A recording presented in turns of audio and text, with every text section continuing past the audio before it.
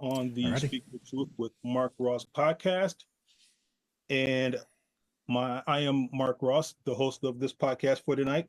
And with me, I have author, speaker, and hypnotherapist, Ryan Christensen. Ryan, welcome to the show, brother. Well, thank you for having me. It's an honor to be here. Yes, sir. Yes, sir.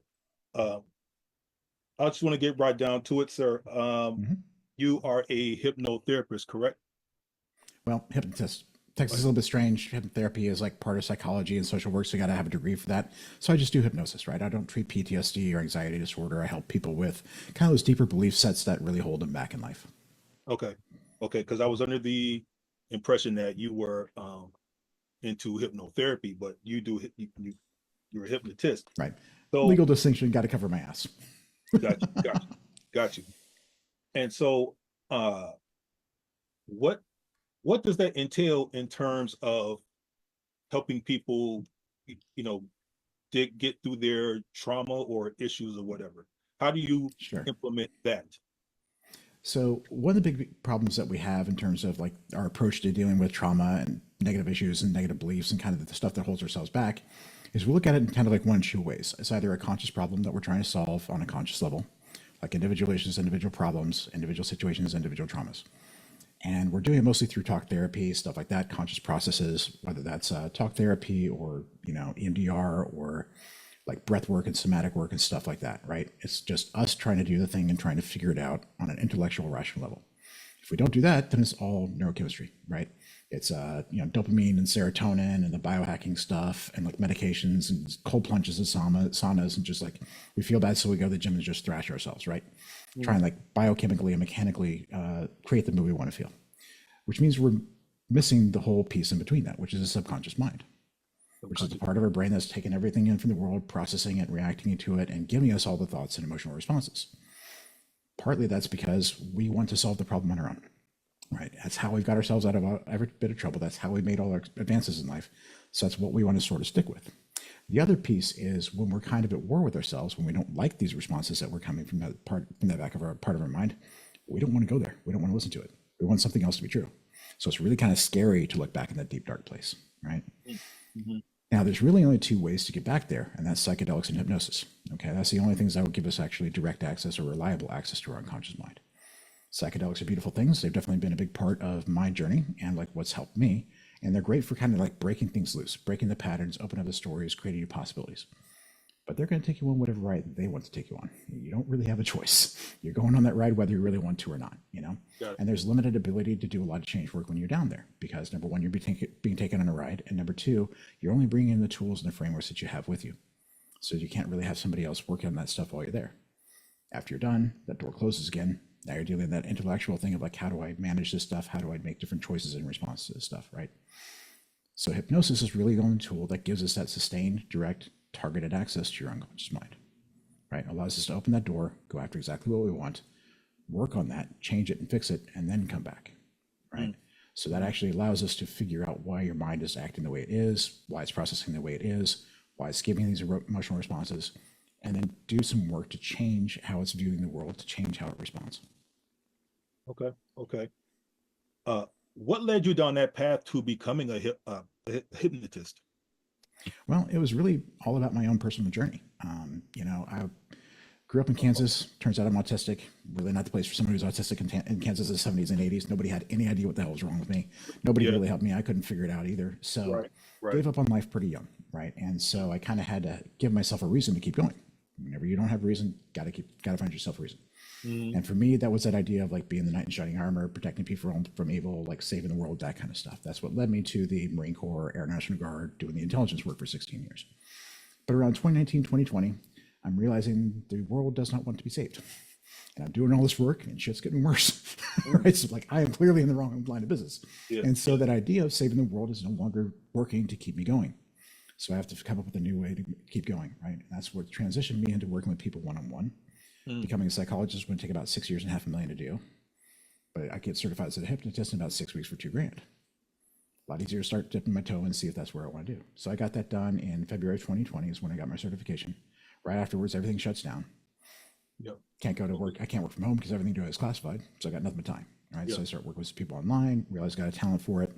start my business in April, go full time in October. Now, while I'm doing this, I'm doing all this work on myself because I got to figure out how to make life worth living, how to get what I actually need from the world, right?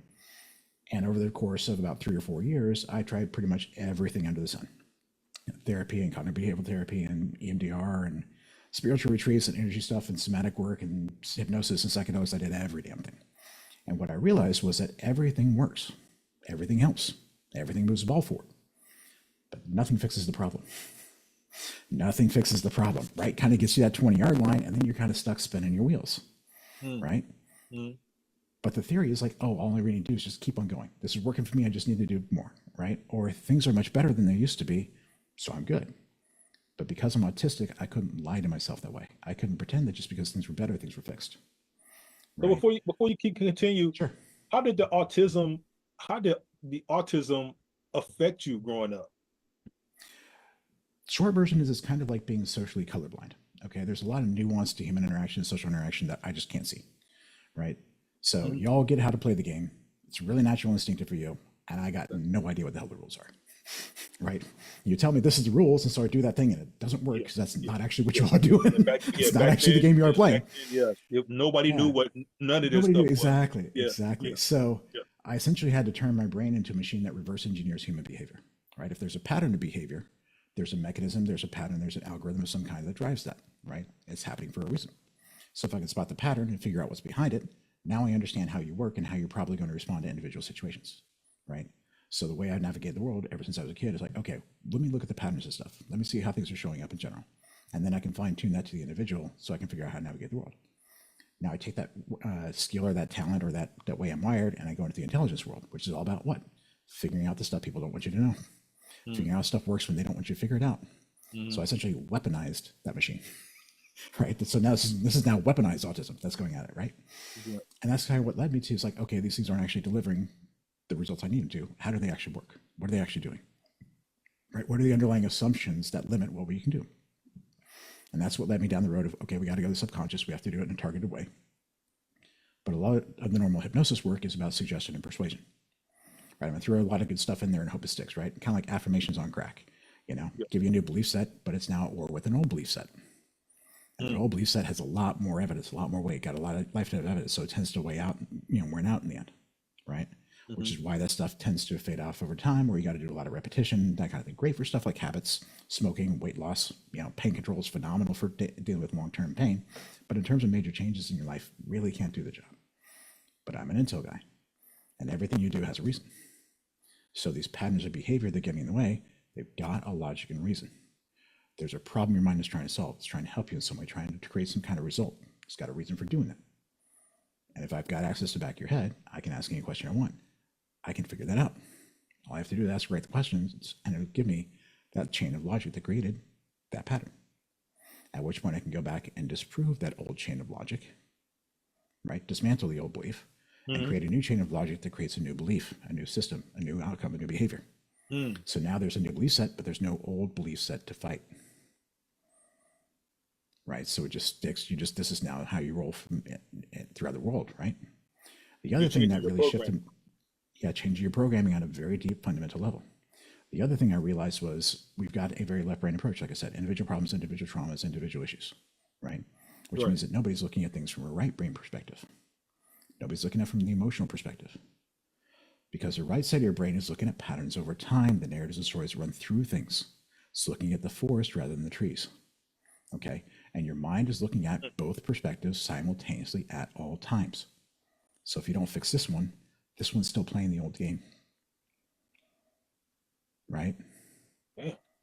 So like if you've got I'm not good enough as a meta narrative, as a meta belief, it's going to keep showing up in all these different ways. Which is why I have to play whack-a-mole with this stuff all the damn time. Because you're fighting this meta narrative, right? Because your emotional mind is faster, it's coming to the conclusion first, which means that's the framework in which all this other stuff is being done, where the rational stuff is done. So if you don't like this conclusion, you essentially have to build a conscious narrative, a rational narrative, to fight this other conclusion. So those things have a logic. Those things have a pattern, right? Those things are the same thing. It's a belief. It's a chain of logic. Great. So instead of dealing with these little things, why not just fix that? Why not just fix I'm not good enough at the root? Why not fix there's something wrong with me at the root? Why not fix I don't deserve at the root? And when you do that, Now you're changing the frame that all this stuff is being done in. So you don't have to fight that stuff anymore. So It you're fixes going about back 80, to the 90%. core. The deepest possible core and the biggest possible construct of it to catch as much of the smaller stuff as possible, right? It's like if you got a big box in your head, wave one on the side of it says, I'm not good enough. And there's a million damn things in that thing, right? Standard approach, take stuff out, put it in a different box, right? Makes sense. And it works.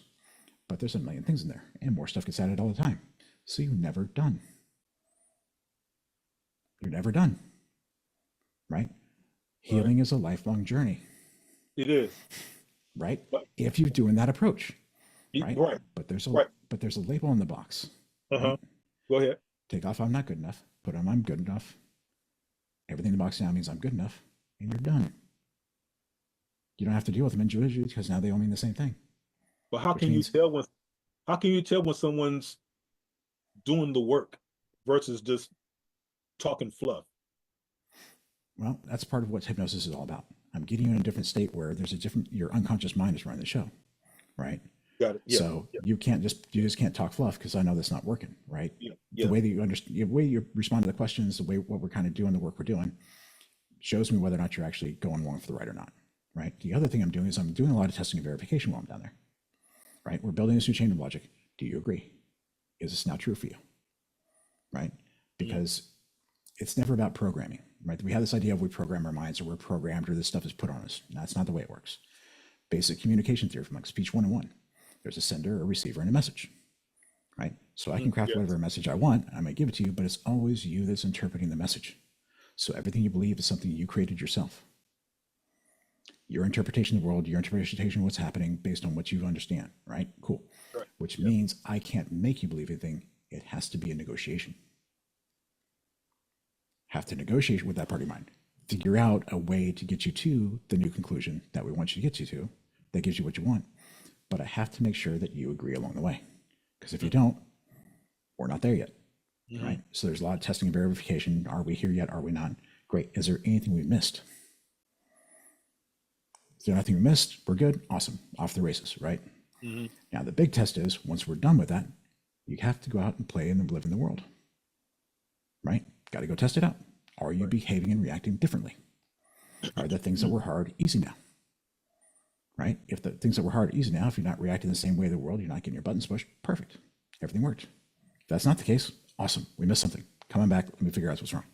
Because there's no real way to know how much stuff we're going to do when we're down there, right? Everybody's different. Everybody's been through all kinds of stuff. Everybody's got different sticking points. Fair enough. We just keep going until we get you where we want to be. Yeah. You know, I don't do individual sessions. It's like you're trying to get to a certain place. I'm going to get you there. Okay. Core. So from A to B, I don't care what's in the way. Right? You're right. You're right. So from reading your bio before we met and spoke initially, I know you talked about going through depression and your suicidal ideations as a youth. Can you talk about how you overcame that and how that made you to the person that you are right now, Ryan? Sure. Well, for one thing, it wasn't just as a youth. That was been a lifetime thing for me, right? It's been a constant for me. Like the last serious episode I had was Valentine's Day of 2022. But then, you know, I found out last year that I have bipolar disorder, so I've been dealing with like medication stuff for about 1.5 years.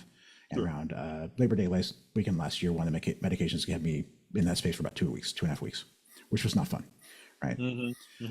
But fundamentally, what that is at its base, suicide is that place where you decided to put yourself out of your misery. Okay. You're in pain, you're suffering, and there's no way out. You've tried everything, nothing's working. So I'm going to suffer for as long as I live, but you can decide how long that is. Okay. And there's agency, there's power in that. There's choice in that. Okay. And just having that choice is a very important thing because it gives you a way out of this. If nothing else works, I'm done. Right. Now, that's part of what drove me to do all this work because I had to figure out a way to give myself what I want in life or I was done. So it was a figure out or dead. Right. Yeah. Now, one thing was that I realized that there had to be a solution. Has to be a solution. Right. And if that's the case, then all I have to do is just keep working the problem and eventually I'll get there.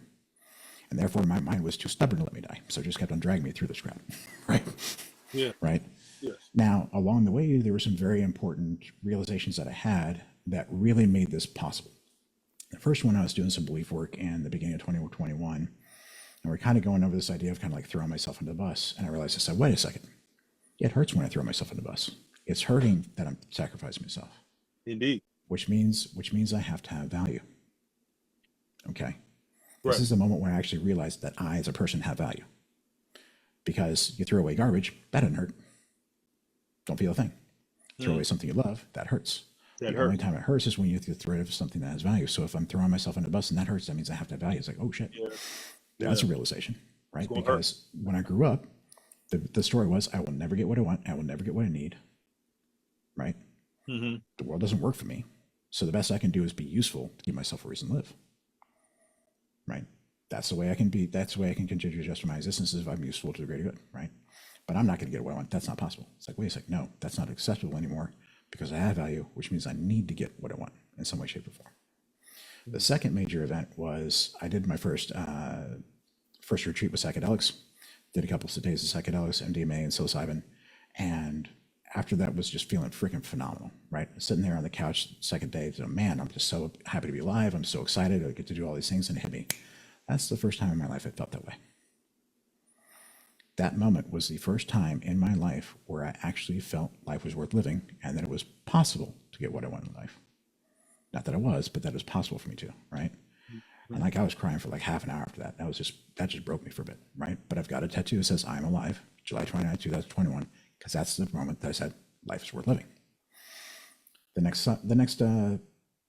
spring, it's like March or April, I was doing some work with a hypnotist, and I was in this place where I was trying to figure out, like, what the heck am I supposed to do, right? Like, I'm trying to be an entrepreneur and trying to make this happen. I'm just really kind of lost, trying to figure out, like, what am I supposed to be doing here? And I realized that I'm like, oh, I've lost that old reason to live. I need to create a new one. And it hit me, it's like, wait a second. Why am I trying to find a new reason to live if I already want to live? And that's when it hit me. It's like, I no longer had to justify my existence to myself anymore.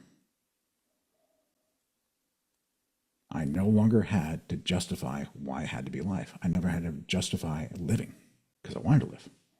And realizing that broke my brain so hard, I felt like I was on mushrooms for 3 days.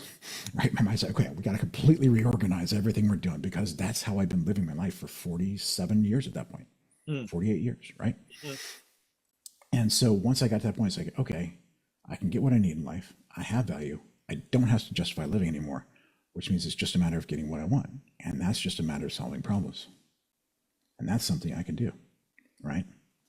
Now, there's the episode before that. It's like, oh crap, part of that was a lot of anger issues that I had. It's like, okay, and I can't really let myself go and really go forward because I'm dangerous.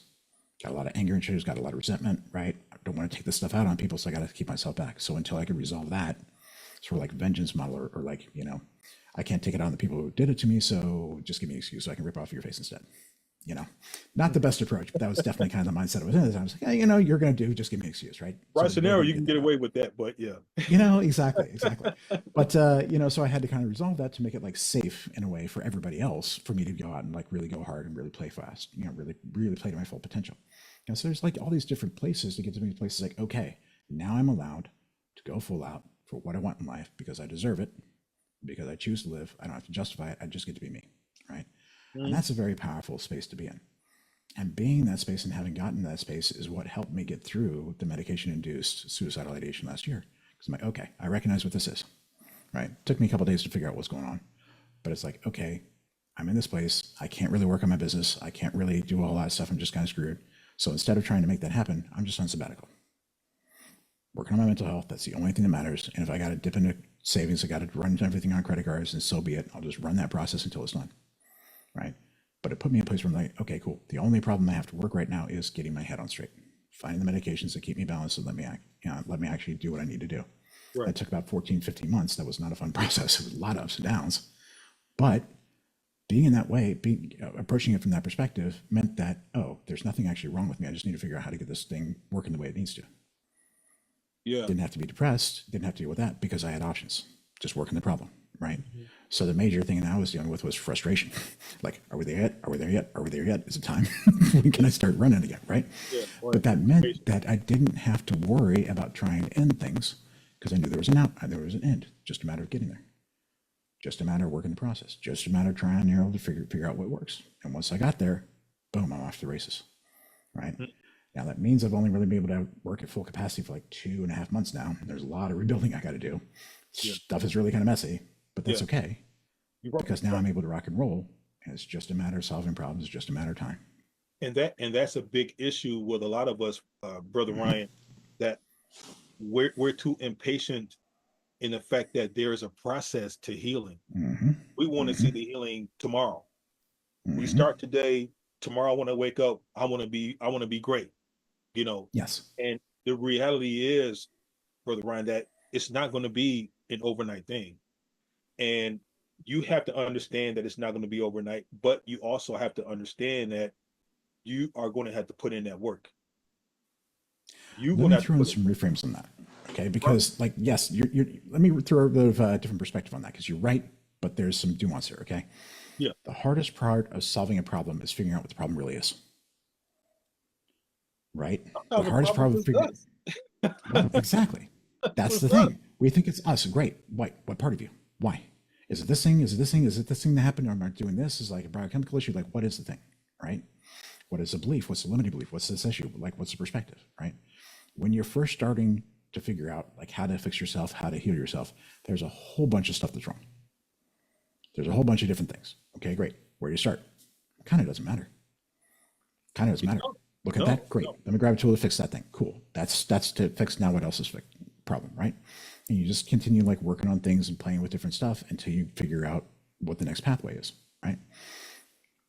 Every tool has a purpose. Every process has an endpoint, has again, left and right limits of what it can do, right? You're stuck in a really dark place, really working some negative stuff. Awesome. Do some trauma work, do some therapy. Break that thought pattern so you can then do something else, right? Got to a place where you're fairly stable. Awesome. Rock in some psychedelics, rock in some deeper stuff. Awesome. That's going to break some things open, create a lot of new possibilities. Now you're here. You got the 20-yard line. That's when a lot of people kind of get stuck. Start hitting that place where they're spinning their wheels. That's where the frustration sets in, right? Because when we talk about healing being a lifelong journey, part of what we're saying is you're never going to be fixed. You'll never actually be fixed. The best thing you can do is better. The best thing you do is better, right? Yeah. Now, along the way, you're going to see that your life is a heck of a lot better than where you started. That's awesome. And it's very easy to feel like, great, I'm on the path. Everything's going to be better. I just got to keep going. And that's true. The more work you do, the better things will become each and every time you do it, right? But a lot of us will get frustrated. You know, we're tired of doing the work all the damn time. So eventually we get to this point where we're like, you know what, this is good enough. I'm done. And we settle because we don't see any other options, right?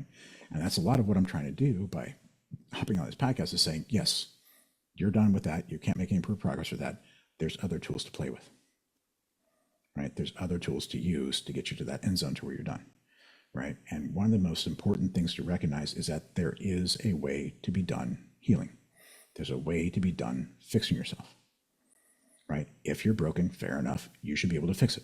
There should be a point where you're fixed. If you're wounded, fair enough, there should be a point where you're healed, right? You break your leg, you put that sucker in a cast, walk around on crutches for a while, and it's healed, right? You get cancer. Is it a sucky thing? Do you have to do a lot of work? Yes, but when you're done, it's healed, right? There should be a point where you're healed. And if anybody tells you there's not, they're missing something, right? And fundamentally, what it comes down to, like I said, is those emotional constructs. Because we don't deal with those on that level, they keep popping up in all these different ways. So we keep playing whack-a-mole, right? Yep. The one of the most, I won't say destructive, but problematic beliefs is the idea that emotions are pain. That emotions are pain, they come from emotional wounds, they're caused by emotional traumas. Okay. Now, first thing is, that's a great place to start. It's incredibly intuitive, makes total sense. You know, your hand hurts, your hand's busted because something happened to it. Perfect, right? Makes it a real easy way to like start making those connections and start doing some work. Perfect. But it hit a limit. You hit a limit because if everything's caused by trauma, that means you're always a victim. It means everybody else is running your show. Everybody else is running your emotions, right? That's not a good place to be. If you're looking at emotions or pain, when you've been through a lot of negative emotion, that's triggering those survival mechanisms, right? That's why we have to avoid it. That's why it's really hard to engage with, right? And if they're coming from emotional wounds, that means every source of negative emotion that you're dealing with is another wound to heal, right? Heal this one, great. Heal this one, great. Heal this one, great. Which means you got to go through all the stuff in your past, and you got to deal with all the stuff that's happening while you're dealing with it, and you got to deal with all the stuff that happens from then on out. You're never done with that healing process because everything's a different one to deal with. Okay. Now, the reframe I like to use is that emotions are not pain; they're questions, they're signals. They're your mind asking you for help. All right. Each emotion is saying, "I'm facing this kind of problem. I need you to help me figure it out." When you start looking at emotions that way, things get really interesting. Number one, you can engage with them. Number two, they're helping you navigate life. Every negative emotion is helping you figure out what the problem is so you can fix it.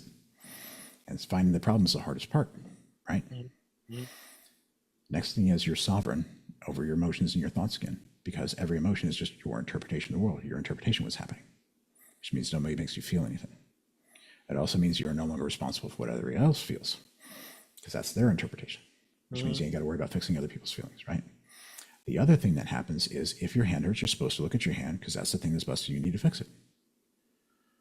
The reason why we keep looking at ourselves as a problem is because we feel that pain in here and in here.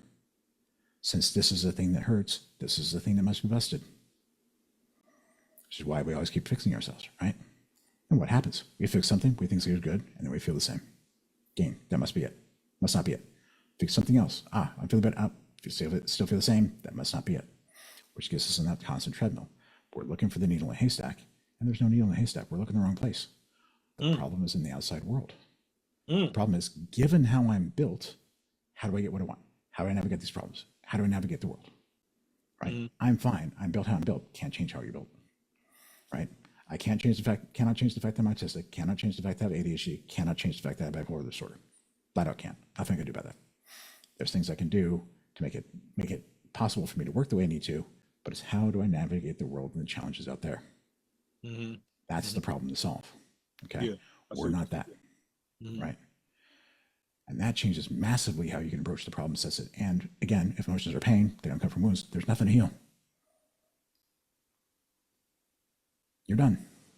And the traumas take on a very different meaning. Trauma then becomes a situation where you didn't have an answer, a situation where you couldn't find a way to win. And you take your life problem back. Yeah, 100%. That's exactly what happens. Take your life back. Yeah. And you said something too earlier that resonated with me.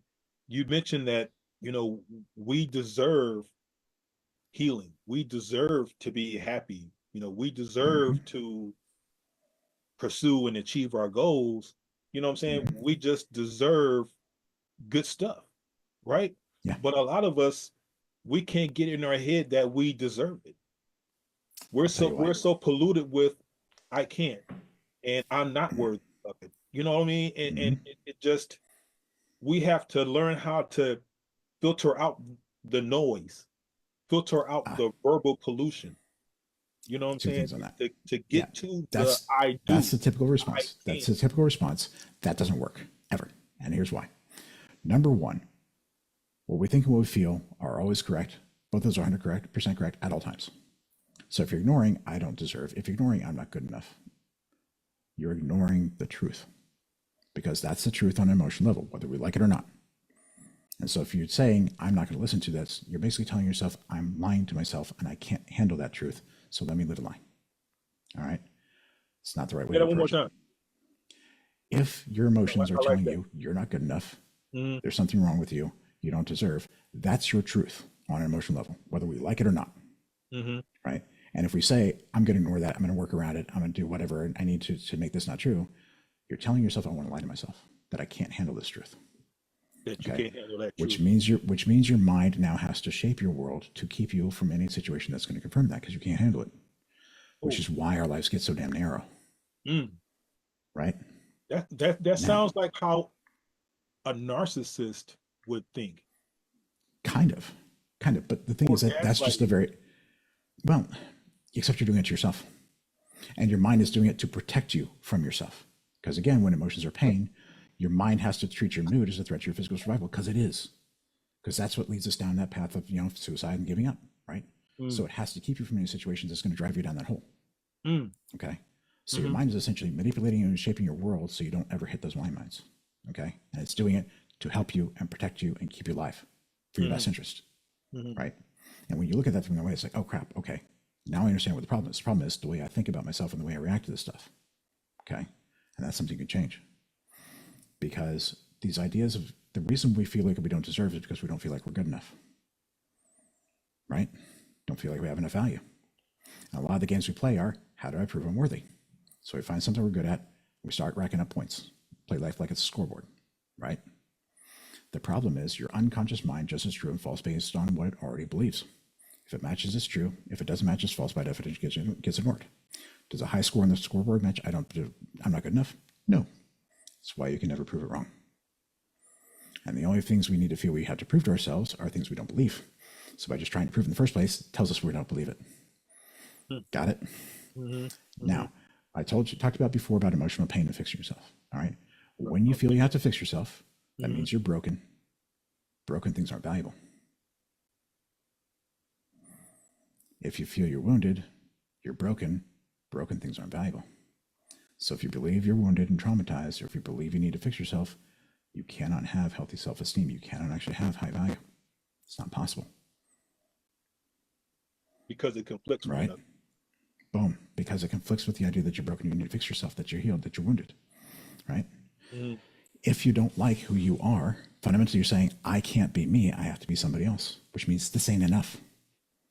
This isn't valuable enough. I can't be this. So how can you possibly be worthy and deserving if you're still this thing that you don't want to be? See where we're at? So as a hypnotist, your job then is to help that person through hypnosis dig deep and really discover their true self. So pretty much subconsciously. Pretty much. Yeah. It's about a few different things. Number one, we got to fix those two beliefs first. So we can get to a place where we can create value. Okay, great. Then it's a matter of realizing that value is a choice. Value is a choice. Deservedness is a choice. That's all it is. Think about it this way. I picked the game I wanted to play, picked a game I could win, picked a way to score it, right? If I get to pick the thing to measure and I pick how to measure it, I can come up with any answer I want. Right? Oh, I'm making a lot of money. Great, but how much do you bench? Right? Okay, you got a great bench press, but can you hold an iron cross on the rings? How many pull-ups can you do? Right? Let's see you do Pilates, Mr. Bodybuilder. That's hilarious. Exactly. So, and it's just that's just different ways of measuring strength, right? But you can play that game all day long. So what you do is like, oh, I don't like the sense here. I'm going to measure myself another way. But that was a conscious choice. Your emotional mind is using a different one, right? It's not measuring value. It's just decided you're not good enough. It doesn't have to come up with that. It just made the choice of you're not good enough. But that's okay, because once you get to a place where it is possible to have value, now you can just choose to be, I am good enough. I can deserve what I choose, because it's just a freaking choice. But you have to make that choice in a way that doesn't have to be measured. Because if you're measuring, the answer could always be not enough. Right? So fundamentally, the place I get my guys to is a place where there's nothing wrong with you and there never was. Because you weren't the problem. There's nothing to heal and there never was, because it's emotions ain't pain. I'm good enough to deserve whatever I choose. And I don't have to prove it to anybody, not even myself. Okay? And part of that is a part of understanding how your mind has been helping you all along. Understanding that these reactions to the world that you had weren't correct, weren't the right conclusions to draw, right? Being in an abusive household, right? Getting beat up, whether it's physically, emotionally, whatever. It's easy to feel like you're weak, you're powerless, can't protect yourself. Easy to feel like it's your fault, right? Most logical conclusion draws, kid. And now that's your truth forever. But when you realize it's like, okay, wait, of course I couldn't protect myself. Of course this guy was 30 years older. No way I could protect myself that way. Except for the fact that you did, because you're still breathing, right? So you found a way to navigate that situation in a way that kept you alive. And that's what survival is all about. Surviving is a win. Doesn't mean it's pretty, doesn't mean you didn't take your hits, but you did what you needed to and it worked. That's the opposite of powerless, right? Think about like Martin Luther King or Gandhi, right? Did they fight back? No. Did they get their butts kicked? Yes. And all they had to do was wait that out and they won. Changed the course of history, right? And it takes a hell of a lot of strength and resilience to be able to just do that, to just be able to endure what you have to because you don't have any other options. That's exactly what you've done the entire time. So you weren't powerless, you had strength and resilience. You weren't weak, you were protecting yourself exactly how you need to, right? And oh, by the way, did this have anything to do with you or who you are or what you're doing? No, that guy's broken. He's all messed up. He's just taking out his crap on whoever happens to be convenient, and you're convenient, which means it doesn't have anything to do with you.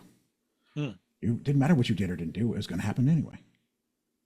So it ain't your fault. It ain't your problem. Yeah. Right. And once you start doing these reframes, it's like, okay, cool. Now Yeah. there's no part of me that I have to reject. Now there's no part of me that I can't accept. Mm.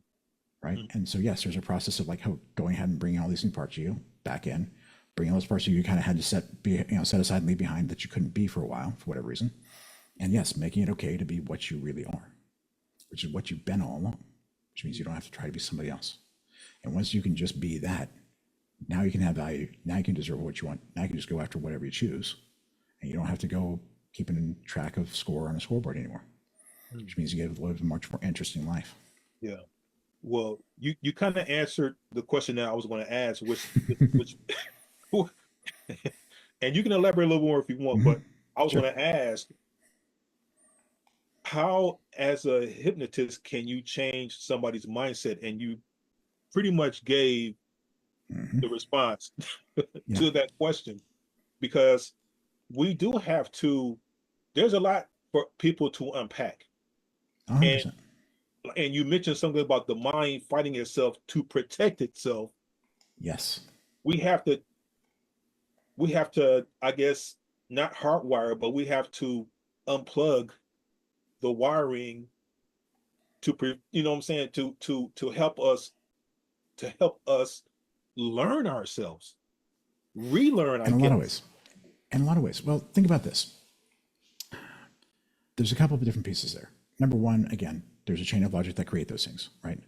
Mm. And if you're looking at a big box where everything in it means the same thing, you don't have to address all that stuff. There's not all this stuff to unpack because it all means the same thing. So what I got to do is change that overall conclusion. All this stuff now means the new thing. You don't have to deal with it all. Are there a few things that you need to kind of deal with to kind of make things fit? Sure. How did something big happen in your life? Yeah, you got to take a look at the thing and figure out how to fit it in that box again, right? But fundamentally, you don't have to play whack-a-mole for the rest of your life. That's the misconception. Because we're trying to look at things as individual problems, we think that we have to solve every individual problem. No, that's not it. Fix the overarching theme. You don't have to do the individual work because 90% of it's just going to fall into place of this overall theme, which means there's very little that you have to do after that. Okay. The next thing is about this idea of discovering who we are.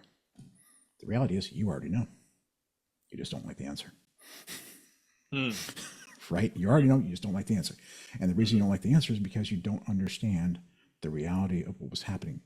Don't understand, you didn't draw the right conclusions about what's going on. So you think, oh, I screwed up. There's something wrong with me. This is broken. I can't be this, right? And it's really the only reason we try to understand things on a conscious level is to change it and be something else. Okay. So when you're okay with who you are, when you accept who you are, when all that stuff is fixed, now all of a sudden you don't have to think about who you are anymore. You don't have to worry about that. You just get to move through the world as you, right? You just simply get to be you, right? In my book, I lay out a model of the mind where you got your conscious mind, rational mind, emotional mind, instinctive mind. Instinctive mind is that part of this that's worried about physical survival, right? Working on pleasure and pain. Your emotional mind is looking at meaning and relationships, good and bad, right and wrong. Your rational mind is looking at how do things work, concerned about how that external world works. Consciousness is acting as CEO, okay? It's got two jobs. Number one is to set the direction, say, I want to go that way. Should and should not, want and don't want.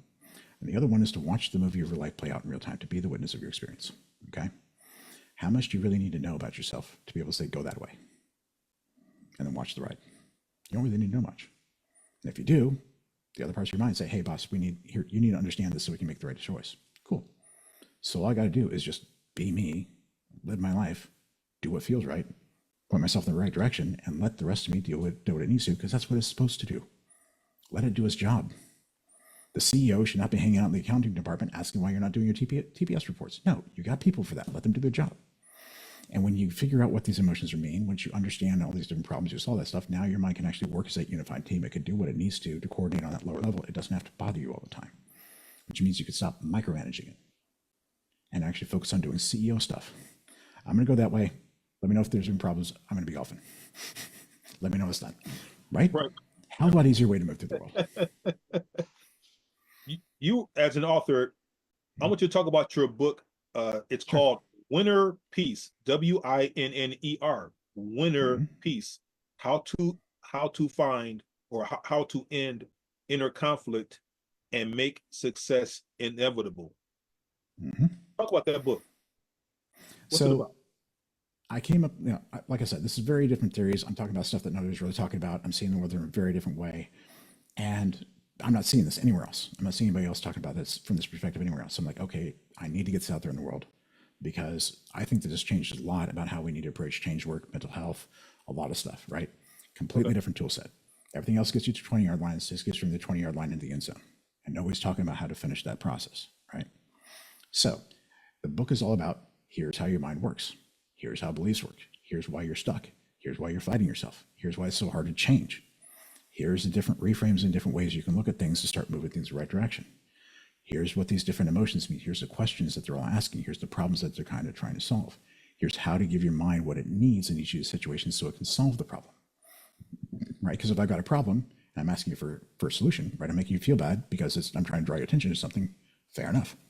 As soon as I get curious and start helping myself, now I'm doing the right thing. Doing the right thing feels good. It means I don't feel bad anymore, right? So now you can start getting yourself out of these negative emotions very much more quickly in a much more productive way, right?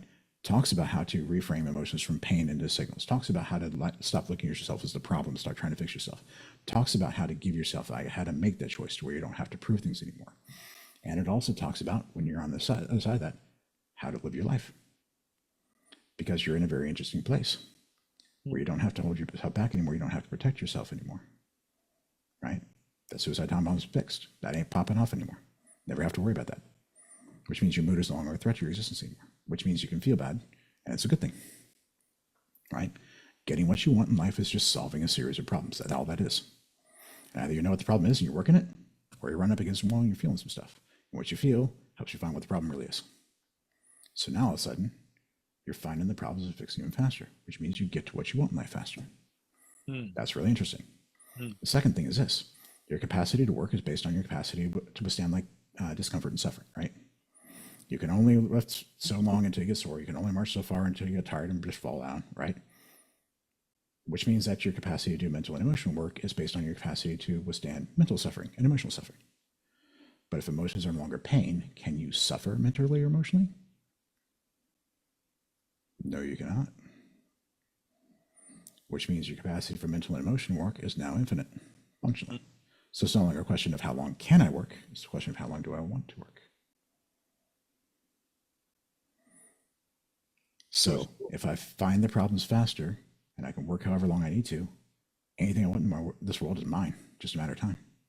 Just a matter of question of, do I want to go get it? Success becomes inevitable, because there's nothing in your way, so stuff out there, and that's a hell of a lot easier to solve than stuff in here. Yeah. And the book shows you how to get there. Yeah. Yeah. I like that. What's next for you in your journey, Ryan? Well, there's a lot of different things. Like, number one, obviously there's a lot of people who want to help one-on-one. Like right now, I'm the only guy doing this. So I'm kind of got to go to if you really want to fix this stuff for good.